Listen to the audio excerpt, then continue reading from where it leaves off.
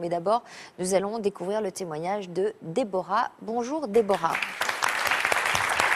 Alors Déborah, si vous êtes installée face à nos invités, c'est parce que vous vous trouvez actuellement dans la position inverse. Est-ce que vous pouvez nous en dire plus? En fait, moi, je suis un enfant caché. Je connais mon père, je sais qui c'est, mais il a une femme avec des enfants qui ne savent pas que j'existe. Toute la famille sait que je suis là, mais lui ne veut pas me voir, pour pas cacher ce cocon familial. Alors vous avez grandi aux côtés de votre mère et de votre père de cœur. Ouais. Vous l'appelez comment, votre père de cœur? Ça a été mon père, ça a été celui qui m'a élevée depuis toute petite. Donc, Ouais. À quel moment vous avez appris que votre père de cœur n'était pas votre père biologique? je l'ai toujours su. Je l'ai toujours su parce que c'est mis quand j'étais petite avec lui, mais elle me l'a jamais caché. Tout a été clair.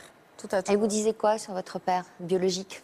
Mais que c'était un amour de jeunesse, qu'ils étaient jeunes, mais qu'il n'avait pas voulu cet enfant, donc que j'étais un enfant accidenté un peu. Mais il n'y avait aucune question qu'elle se fasse avorter, donc elle m'a eu avec tout l'amour qu'une mère donne à un enfant. À quel moment, vous avez eu envie d'en savoir plus sur votre père biologique? À l'âge de 15 ans, à l'adolescence. Souvent, quand on se pose toutes les questions, savoir qui c'est. À ce moment-là, vous avez tenté de le contacter? Elle vous a dit qui il était? Elle vous a donné ses coordonnées? Elle m'a donné son nom, son prénom de famille, j'avais tout, je savais où il travaillait, j'ai pris l'annuaire, j'ai appelé. Je suis tombée sur sa femme.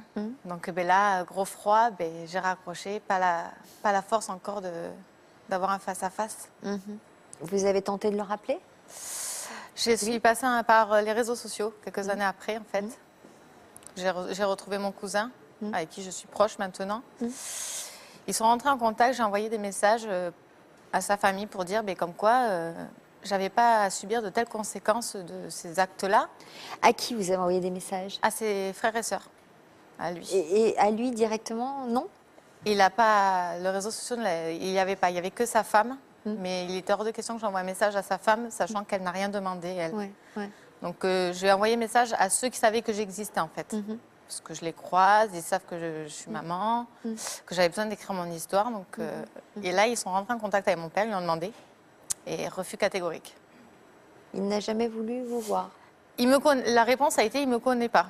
Mais en même temps, s'il ne veut pas me rencontrer, il ne risque pas de me connaître. Ça a été effondrement de plusieurs jours où... Donc ça date de quand, ça, ce refus? L'année dernière. Est-ce que depuis, vous avez tenté une autre approche? Non, parce que avec le refus que j'ai eu, les messages que j'ai eu de retour, ça a tellement été un choc que j'ai pas insisté. Pourtant, vous lui en voulez? Oui et non. Qui protège ses enfants, sa femme, je suis d'accord.